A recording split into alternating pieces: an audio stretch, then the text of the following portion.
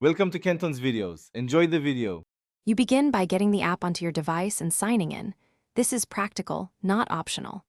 Grant location and notifications so the app can show nearest stops and live buses, and add a payment method now to avoid delays later.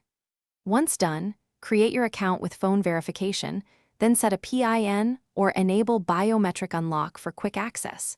Make sure the app version is current and you have at least 1/2 gig free to cache maps and schedules. You now search for your trip and refine options so the plan matches real needs. Enter origin and destination or tap nearby stops on the map. Then apply filters for time windows, transfer limits, accessibility, and operator preference to narrow results. Once you spot the best option, inspect the itinerary for walking legs and expected transfer times, then pick a fare type, single, day pass, or concession, and pick seat class if available. Make sure to review total cost. You finish by checking every detail and securing the ticket. This avoids surprises at the stop. Review the booking summary and fare rules, accept terms, and complete payment. Save the e-ticket to your wallet or take a screenshot as backup.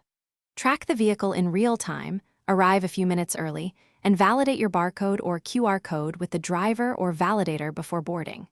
If something fails, force close the app and clear cache, toggle location. And contact in-app support with the trip ID for fastest help.